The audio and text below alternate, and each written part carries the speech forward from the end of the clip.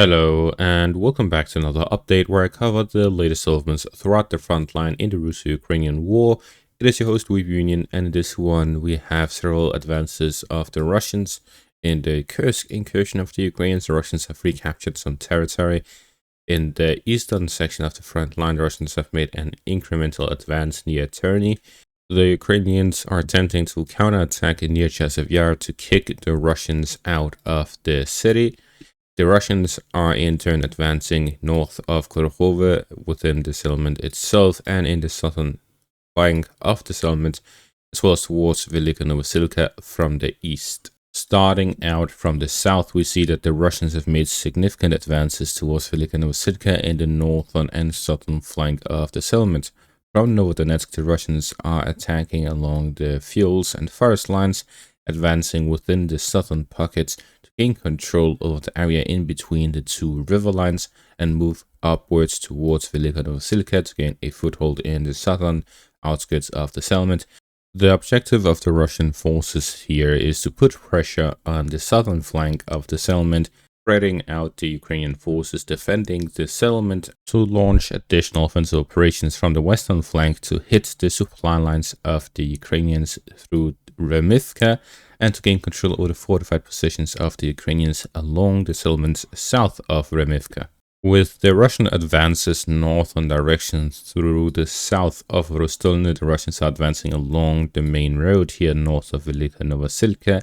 It can be considered that the Russians already have significant fire control over the settlement on a wide angle. Therefore, the Russians are likely to push through towards Novy Kolmar through the central parts, which is here along the fortified positions, the southern flanks to cover the northern outskirts of Velyka Novosilka, and through the fortified positions near Rostolny. This is to create a strong northern flank to prevent Ukrainian counterattacks, to push directly towards Novy Kolmar to gain control of the fortified positions, to be able to hold on to any advances they make, and in the southern direction, simply to advance within the settlement itself and to cut off the supplies along the fortified positions. Gaining control over both of the supply roads to the north and to the west of the settlement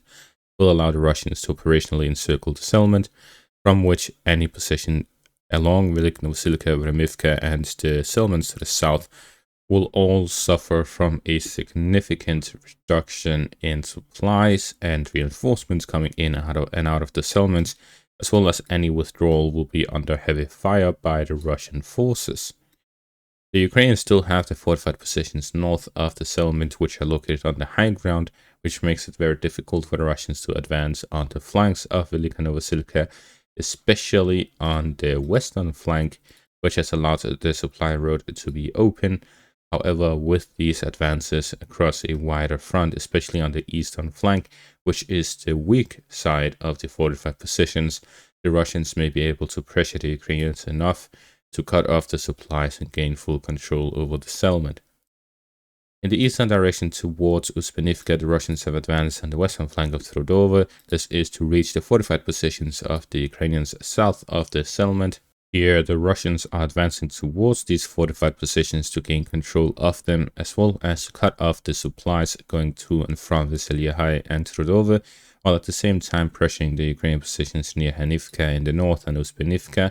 The Russians may start offensive operations to the fortified positions north of Uspenivka. This is to flank the fortified positions along the Sukhyali River. This is due to the fact that these fortified positions are pointing towards the southern bank of the river line. This is because the Ukrainians expected the Russians to be advancing from the southern direction, but with the Russian advances on the northern flank, capturing Dalnie and pushing towards Kurakhove, the Russians will now be able to flank these fortified positions and gain a better position to attack these fortified positions and gain control of it, rather than storming them head-on through several fortified positions and a river line.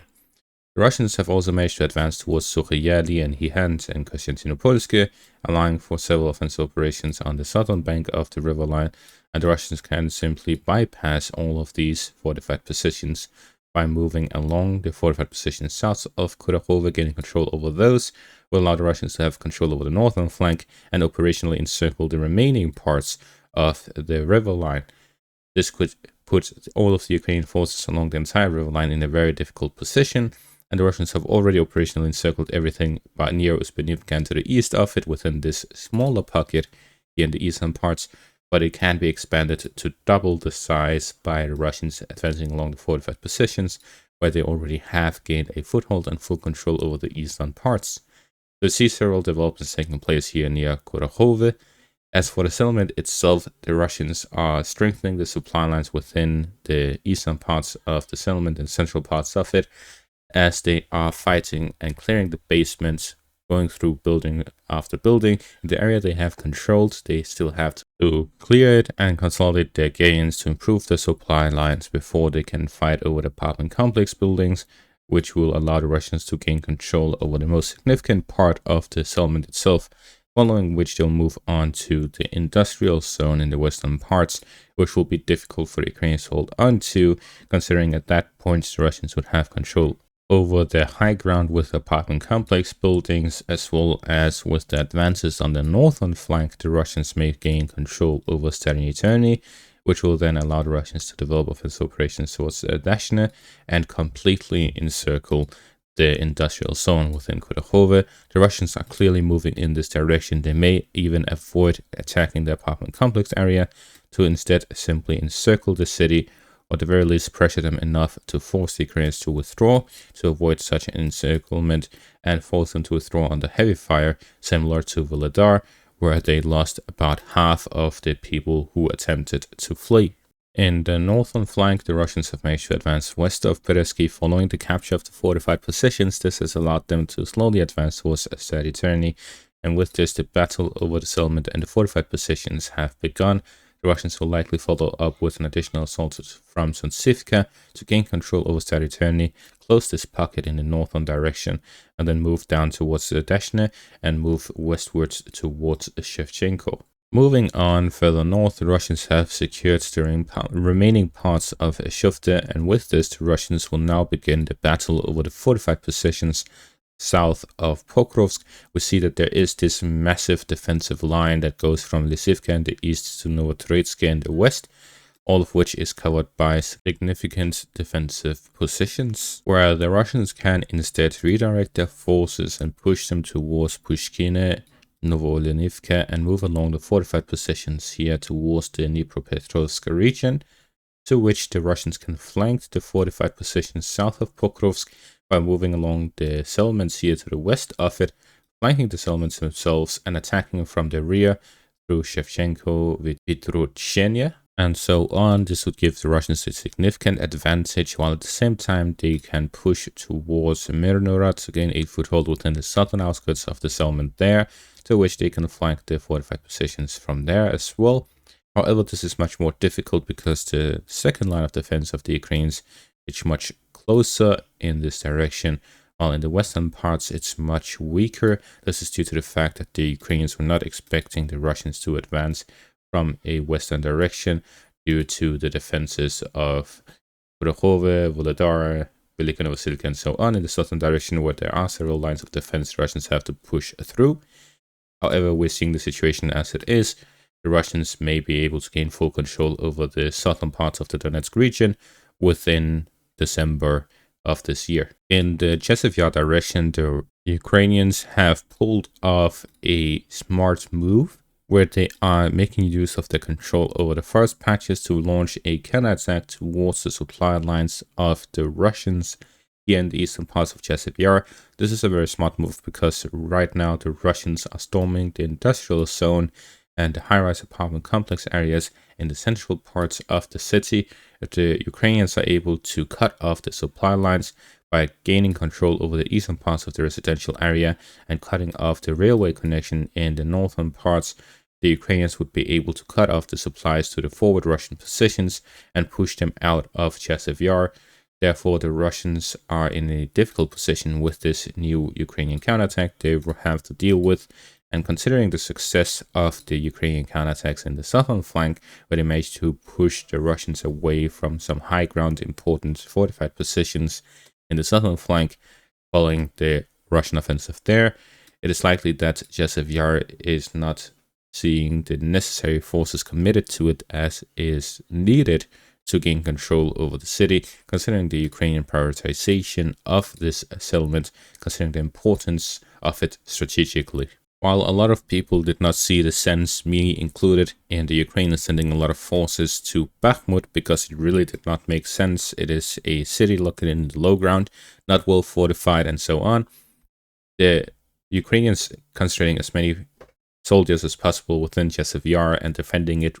no matter the cost makes a lot of sense, considering the strategic importance of Chasiv Yar, leading the Russians directly into the heart of the high ground and fortified positions near the Ukrainian defensive line of Slovyansk-Konstantinivka, which is the beating heart of the fortified positions of the Ukrainians within the Donetsk region. The loss of Chasiv Yar would be the worst military disaster for the Ukrainians in the Donetsk region, comparable only to Pokrovsk, which would flank the entire defensive position and allow the Russians to gain control over a significant portion of the Donetsk region. The military significance of Chasiv Yar is just enormous, and this is why the Ukrainians are concentrating as much as they can of their efforts, supplies, and manpower to hold the city. Further north in the direction of Terny, there's been a very small gain of the Russians, here gaining control over some of the farm areas. However, although this advance is small, it is one that overlooks the road coming in and out of Terny. Therefore, we can expect additional Russian forces moving into Terny from the eastern direction. But again, this is approximately 6 days after the last advance by the Russians in the Terny direction, and this just shows exactly how difficult it is for the Russians to advance through the defensive line of the Ukrainians, which is a 15-kilometer ratio from Lyman itself, which covers Terny, Yampolivka, Toretsk, and the fields east of these settlements, which allows the Ukrainians to have really the upper hand, considering that Kreminna is the nearest Russian position where they can have significant presence of their forces, similar to the Ukrainians in the Lyman direction with FPV drones, drone operators, and artillery, to which these frontline settlements are hardly covered. To understand why, we have to take a look at the range, and we see the 15-kilometer range is just outside of these settlements. It will not reach these settlements. Therefore, the Ukrainians will have an advantage within these settlements. As soon as the Russians gain a foothold within them, they are outside a drone reach. If the Russians position their forces in the forest patches outskirts, then they would have the reach necessary to cover these settlements. However, they'll be more exposed because there are less areas for them to be present within to hide from the Ukrainian drones and reconnaissance. In turn, the Ukrainians have numerous locations which are within range. They have several settlements, they have the entire Serebrenki forest area, they have just so many places from which they can operate their drones, while the Russians hardly have anything because the majority of the area east of these settlements is just open fields with no cover, nothing to stay in, while the Ukrainians can stay within bunkers and fortified positions to avoid Russian counter-battery fire. In conclusion, the battles here along the Siversk river line over Terny, Yampolivka, and Toretsk are at a disadvantage for the Russians. However, if the Russians do manage to gain control over Toretsk and Sarishne, then the battle over Lyman itself will become much easier. However, the main efforts of the Russians will likely take place along the Oskar river line towards Kupiansk and Borova. Moving on to the Kursk incursion, the Russians managed to regain control over Kruglik and push towards Marcianovka, returning the front line to what it was prior to the Ukrainian advances. And with this, the Russians have regained some of the positions here in the northern parts of the Ukrainian Kursk incursion, while at the same time the Russians have been advancing towards Svetlykovo, where they've managed to gain control over the river line, Nikolaevo, Darino, and are now pushing towards the settlement. So heavy fighting continues in the Kursk direction, where the Russians are attacking the flanks of the Ukrainian forces and really attacking every single part of it, except for the northeastern parts here, which have remained stable for several months. And that is going to be all for this update. Thank you all for watching. Make sure to leave a like, subscribe, check out my Patreon and YouTube membership for additional content. Thank you all for watching and have a great day.